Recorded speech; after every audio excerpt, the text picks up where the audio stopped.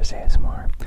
My name is Michael, and today I'm going to be continuing with the stories where we ask ChatGPT to create bedtime stories from the Bible from different passages. So today we're going to be asking it to tell us a story about Caleb and Joshua. If you remember, after the Exodus, we need to find out what's going to happen with them. So I've set up the prompt. Let's go ahead and send it off. Have the story generated, and I'm going to be sharing it with you shortly. So as soon as this is ready, I'll go ahead and start reading it for you. So I hope you enjoy. Please let me know your thoughts about these stories, whether there's any particular favorite ones that you have that you'd like me to share, to ask ChatGPT to put together. And let me know what you think of the Dall-e-3 generated images. So I'm going to scroll back to the top and go ahead and get started. So here we are at the top. Once upon a time, in a land filled with sand dunes and wide deserts, there lived a group of people called the Israelites. They were special because they were chosen by God to be His very own people. For a long time they lived in a place called Egypt, but it was not their true home. God had promised them a beautiful place called the Promised Land, where milk and honey flowed, and everyone could live happily. Two of the Israelites were named Caleb and Joshua. Joshua and Caleb. They were brave and loved God very much. One day their leader, Moses, called them for a special mission. Caleb, Joshua, Moses said, God wants us to go to the Promised Land. But first, we need to know what it's like. Can you spy on the land for us and bring back news? Caleb and Joshua, along with 10 other spies, nodded bravely. They slipped into the Promised Land to explore. They saw giant grapes and fields of golden wheat, and they knew the land was perfect for their people.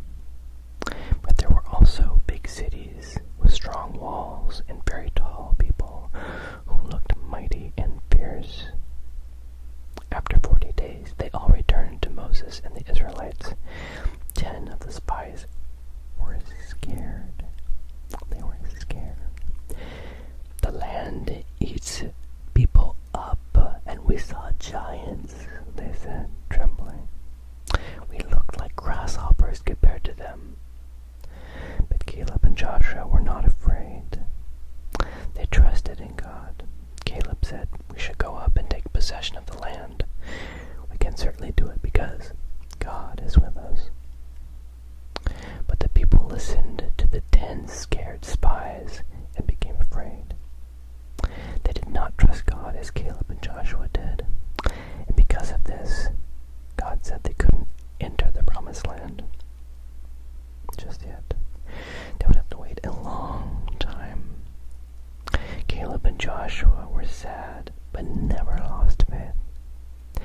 They knew God keeps His promises, so they waited. And they waited, growing older but never letting go of their trust in God. Many years passed, and all the people who were scared and grown old and passed away. God then told Joshua, who was now the leader after Moses, it's time, lead my people to the Promised Land. Because Caleb and Joshua trusted God, He kept them strong and healthy, and even when they became old, and now they were ready to see God's promise fulfilled. Joshua led the people, and they conquered the land just as God said they would. And Caleb, even at 85 years old, was given a special mountain as his own. He was just as strong as he was when he first explored the land. God gave him strength because of his faith. This story to your child is like a bedtime tale that reminds us of the beautiful home God has promised us. Just as Caleb and Joshua, we have a friend named Jesus Christ. to show us the way to our forever home with God. Even when things are scary and there are giants, if we trust in Jesus, He will lead us to a wonderful place where there will be happy, where we will be happy, where we will be happy and safe forever, just like the promised land. So every night when you close your eyes to sleep